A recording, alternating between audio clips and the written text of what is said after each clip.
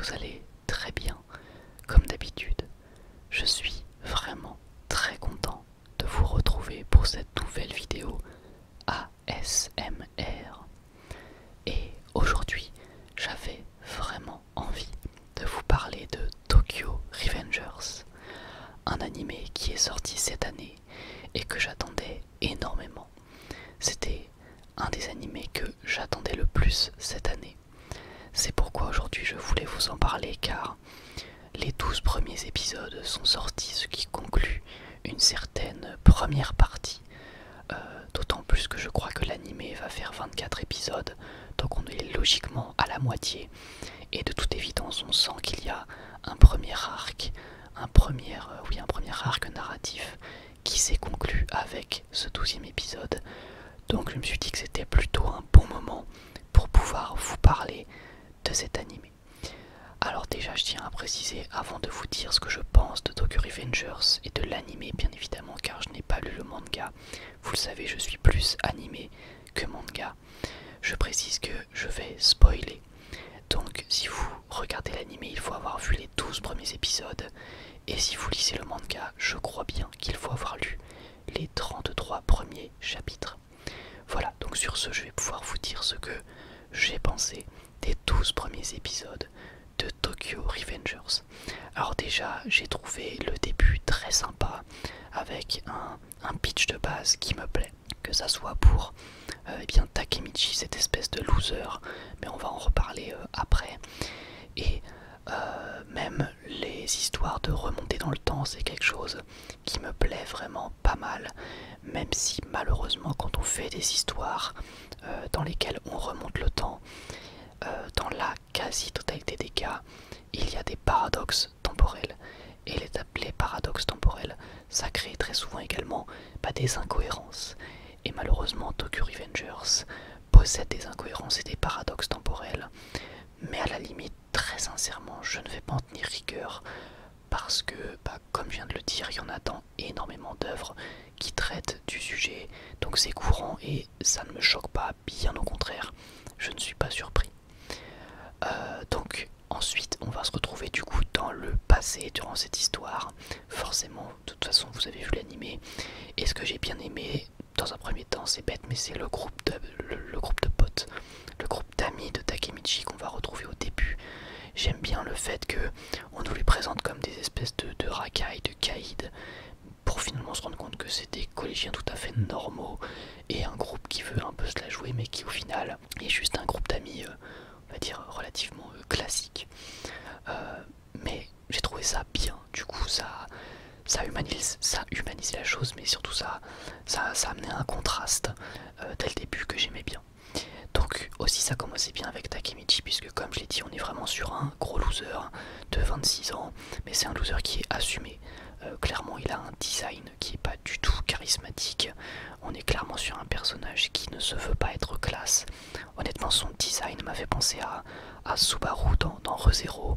Alors je sais pas ce qui devient après, mais moi j'ai vu que la première saison, et c'est vrai que Subaru dans ReZero, je trouvais qu'il avait aucun charisme à travers son design, et ça m'a vraiment fait penser à ça avec Takemichi. Mais c'est assumé, c'est le but même du personnage d'être voilà comme dit Naoto, un déchet de la société, même si c'est un terme extrêmement fort. C'est pas le terme que j'emploierais, mais voilà, c'est clairement pas un modèle, c'est un espèce de loser tout simplement. Ensuite, ce que j'ai bien aimé également au début, c'est le côté émotionnel qu'on va ramener avec l'enjeu autour du sauvetage de Hinata. Ça rapporte vraiment un côté émotionnel que j'aime beaucoup et qui surtout est nécessaire en fait pour qu'on puisse s'attacher au personnage et comprendre son objectif. D'autant plus que c'est une relation qui va s'accentuer au cours de l'œuvre, une relation, un côté émotionnel qui va devenir de plus en plus fort puisque les deux personnages vont de plus en plus se rapprocher, donc le sauvetage va devenir de plus en plus crucial en fait. Ce qui est intéressant au début, c'est on voit justement Takemichi qui se dit bon voilà, moi je l'ai pas vu depuis 12 ans, il la revoit un coup mais il se dit bon voilà, est-ce que ça vaut vraiment le coup que je fasse tout ça? Et après il se dit finalement elle vaut le coup d'être sauvée, elle mérite pas d'être sauvée, Mais voilà, on voit qu'il hésite au début alors qu'à la fin c'est plus du tout une hésitation, il sait très bien qu'il n'y a aucune issue possible, il veut absolument la sauver, donc ça montre l'évolution de la relation et donc le côté émotionnel qui est très très important à l'œuvre, notamment pour s'attacher à Takemichi. Même si c'est un personnage qui est quand même assez contradictoire, hein, et ça c'est aussi une incohérence qui m'a un petit peu dérangé.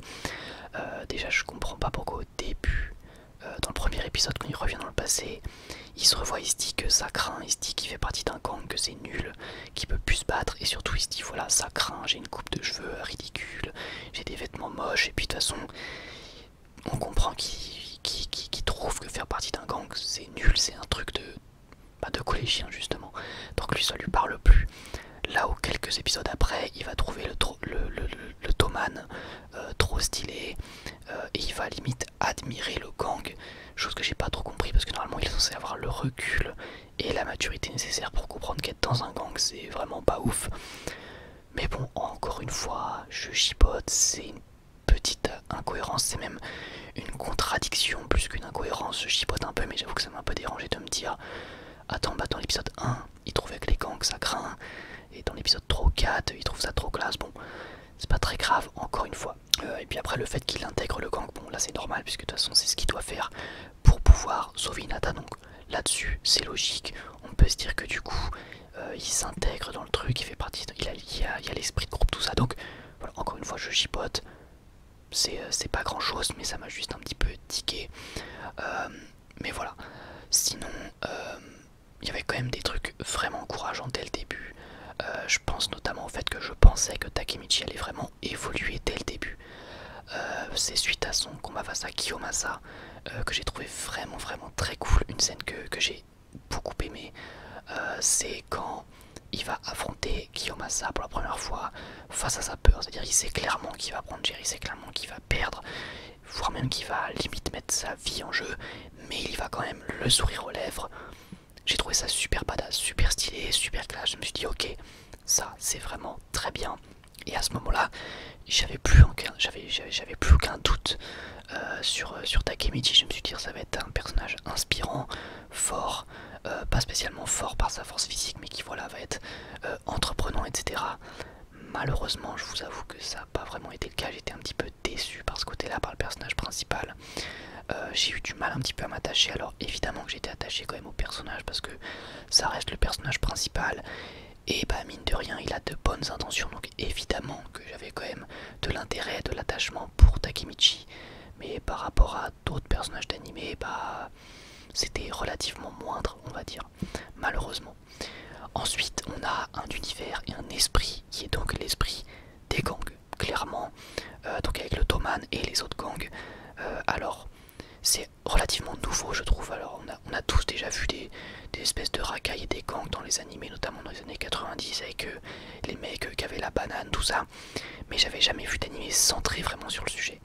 Donc pour moi c'était nouveau et ça fait plaisir parce que pour le coup, même si t'es dans un univers que tu connais, à savoir bah, Tokyo, voilà, c'est l'univers, c'est vraiment Tokyo en 2005, donc rien qui fait bien rêver, mais le sujet principal c'est les gangs, donc c'est nouveau. Quelque chose qui est nouveau, bah, je trouve que c'est un bon point. Alors évidemment je dis pas que c'est le premier animé sur les gangs, qu'il a dû en avoir sans doute des animés, des mangas sur ce sujet là, mais c'est le premier que je regardais à titre personnel qui traitait vraiment du sujet de manière principale.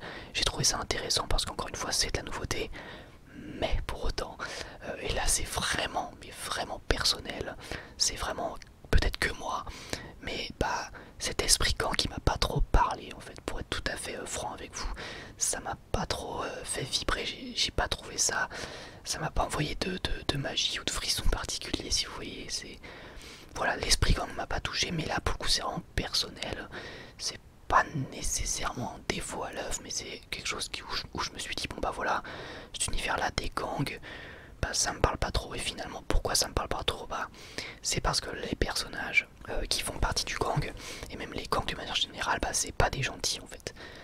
Et le fait qu'on suive pas des gentils, ça me dérange pas du tout.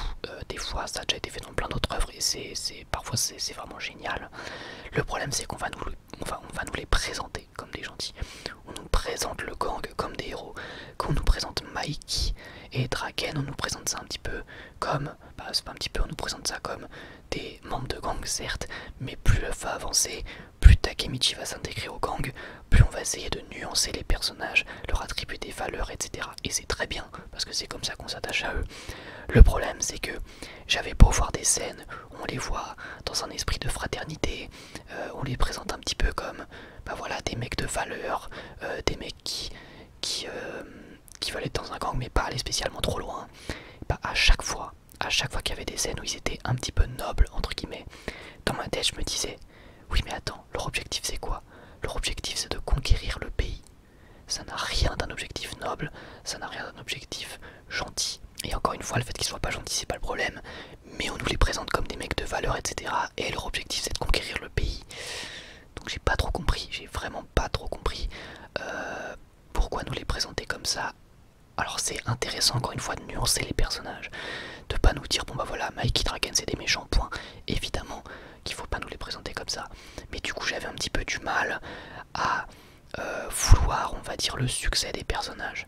Encore une fois, je voulais le succès de Takemichi et même de Mikey et Draken, je voulais leur succès parce que t'es plus attaché à eux que à tous les autres gangs. Mais au fond de moi, je me disais, finalement, ils sont pas sur la bonne voie.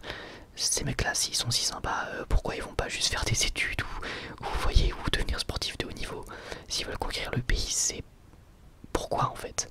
Et alors peut-être qu'on aura la réponse plus tard, peut-être qu'on nous montrera pourquoi est-ce qu'ils ont cet objectif qui leur tient tant à cœur, pourquoi est-ce que le Toman leur tient tant à cœur, parce que très sincèrement j'avais beau y réfléchir, je me disais pourquoi est-ce qu'ils font pas autre chose de leur vie, d'autant plus qu'ils ont l'air d'avoir des capacités relativement exceptionnelles entre Draken qui a l'air de faire 1m90 alors qu'il est en 3ème et Mikey qui a l'air d'être un génie des arts martiaux. Je me dis les deux pourraient être des champions dans n'importe quoi, donc pourquoi être dans un gang? Et j'aimerais bien voir la réponse plus tard en fait. Mais est-ce que je l'aurai? Je ne sais pas.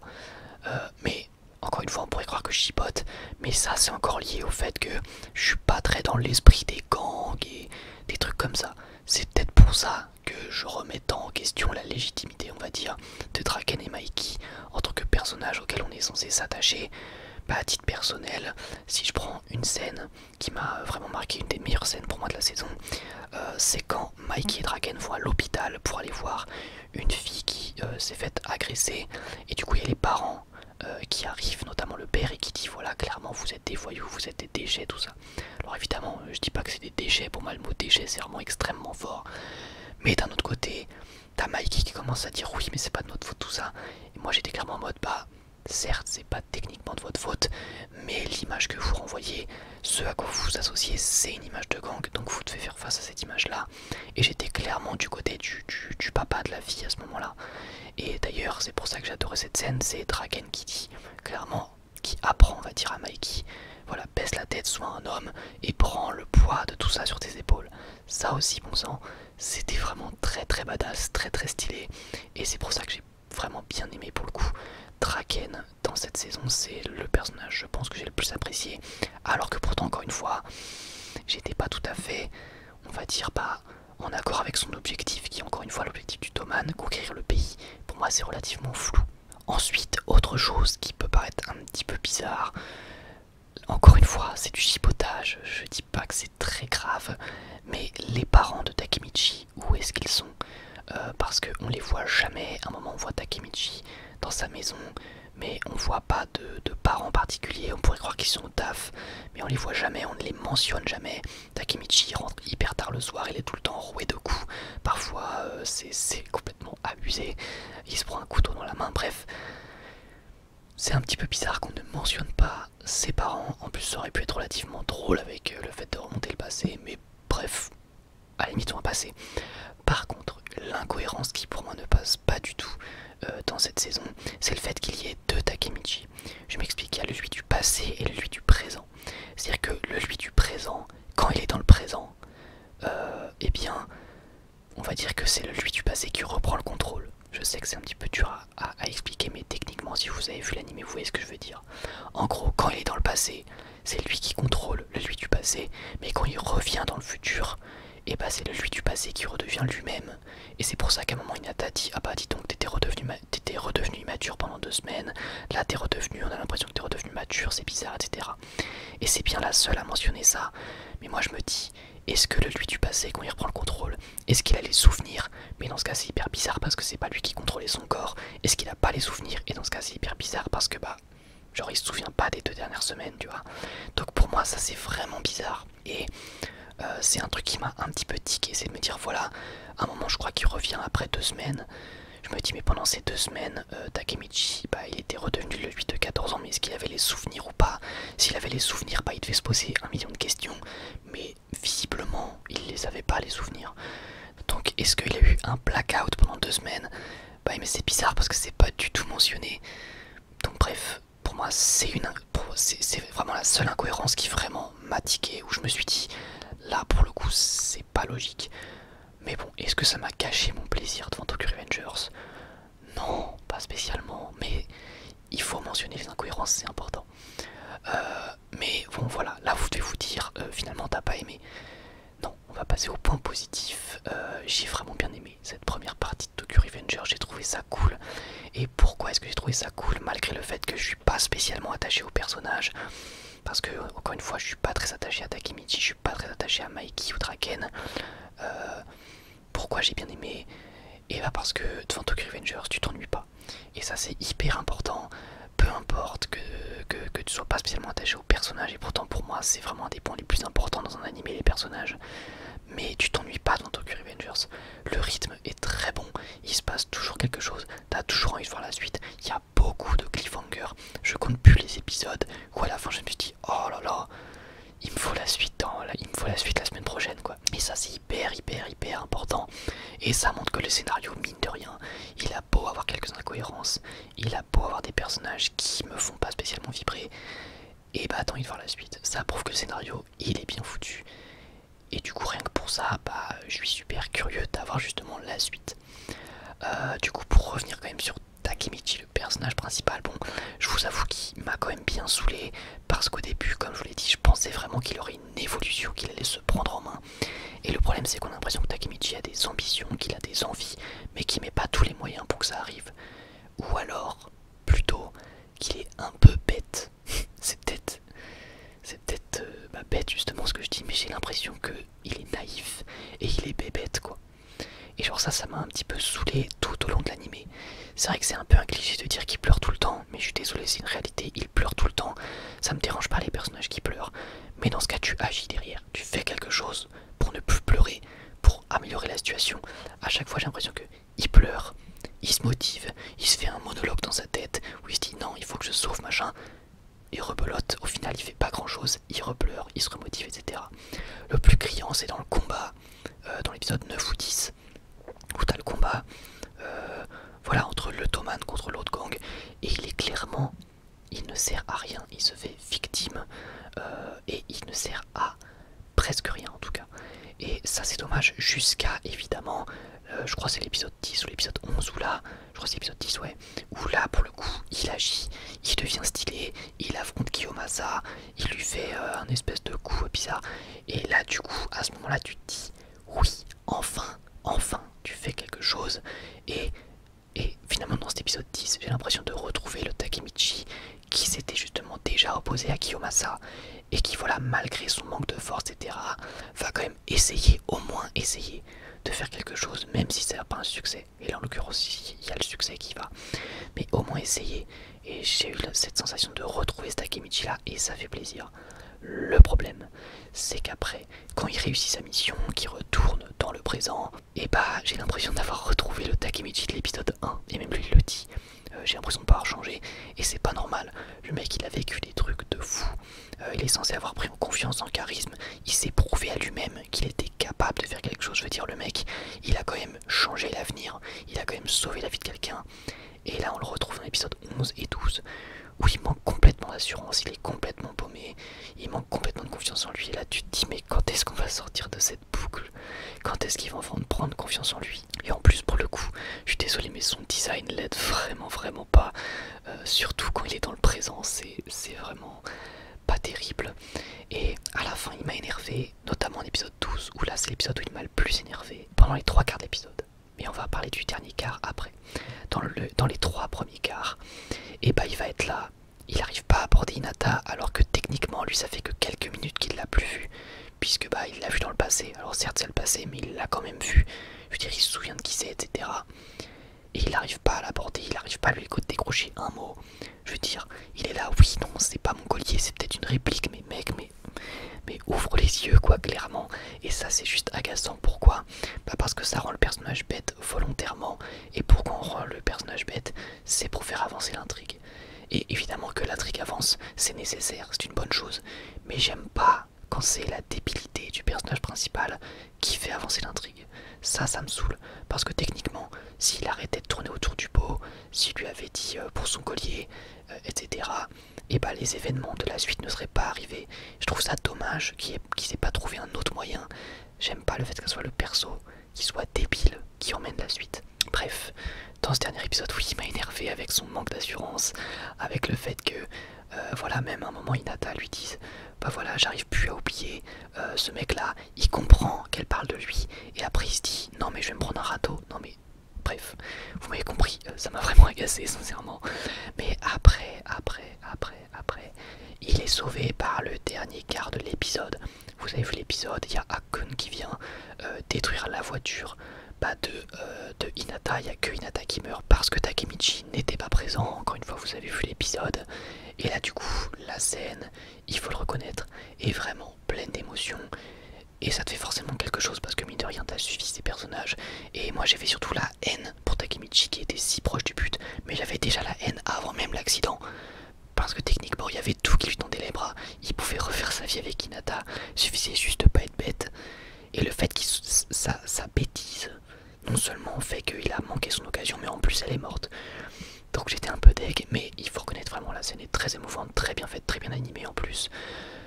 L'OST est magnifique, la scène est vraiment très émouvante. Forcément ça te fait quelque chose parce que même si le personnage d'Agacé était forcément attaché, parce que même s'il est bête, il est plein de bonne intention.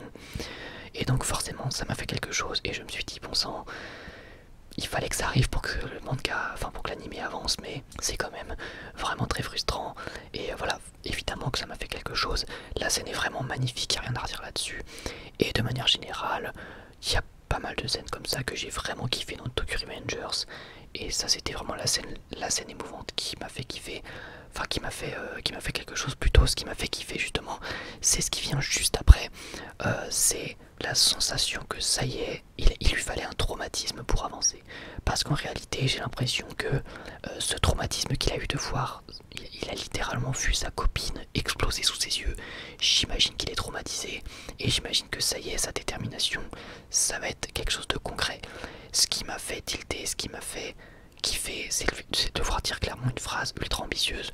Je vais devenir le big boss du Toman. C'est pas genre, je vais régler ça, etc. Non, c'est je vais devenir le big boss du Toman. Et là, je me suis dit, ok, peut-être que enfin Takemichi va changer. Peut-être que c'est enfin fini. Je vais pas dire de pleurer parce qu'encore une fois, le fait qu'il pleure, c'est pas le problème. Mais peut-être qu'il va enfin agir. Et j'espère pour la suite qu'il va vraiment agir de manière concrète, mettre en place un plan, etc. Et dans tous les cas, j'ai vraiment hâte d'avoir la suite, voir ce qui va se passer. Ça va être super cool. Et maintenant, on va passer à la petite conclusion. Donc déjà, juste pour terminer, on passe sur tout ce qui est un petit peu plus secondaire. Les musiques sont vraiment cool, l'opening est très sympa, l'animation est classique au possible, c'est relativement plat, on ne va pas se mentir, à part quand il y a de la baston, où là c'est plutôt stylé, c'est plutôt bien animé. Sinon, c'est une animation sans plus, c'est ni magnifique, ni moche, c'est classique, il n'y a pas spécialement de défaut d'animation, j'ai pas grand chose à dire là-dessus. Pour conclure cette très longue vidéo, vous avez vu, j'ai beaucoup de choses à dire sur Tokyo Revengers, vous l'aurez compris. Tokyo Revengers, peut-être que vous vous dites que je n'ai pas aimé, c'est faux, j'ai vraiment bien aimé Tokyo Revengers, sincèrement. Cependant, c'était ce que j'appelle une douche tiède, c'est-à-dire que c'est pas une douche froide, mais c'est une petite déception. Dans le sens où on m'avait tellement hypé le manga sur les réseaux sociaux, il y a tout le monde qui en parlait. Je m'attendais vraiment à une énorme dinguerie, à une grosse claque. C'est pour ça que c'était un de mes animés les plus attendus de l'année. Au final, oui, c'est une petite déception. C'est pas une grosse déception. Je suis pas dégoûté parce qu'en soi c'est bien. Comme je l'ai dit, j'ai envie de regarder la suite. J'ai bien aimé chaque épisode. Tout est passé crème, c'était pas lent, c'était bien.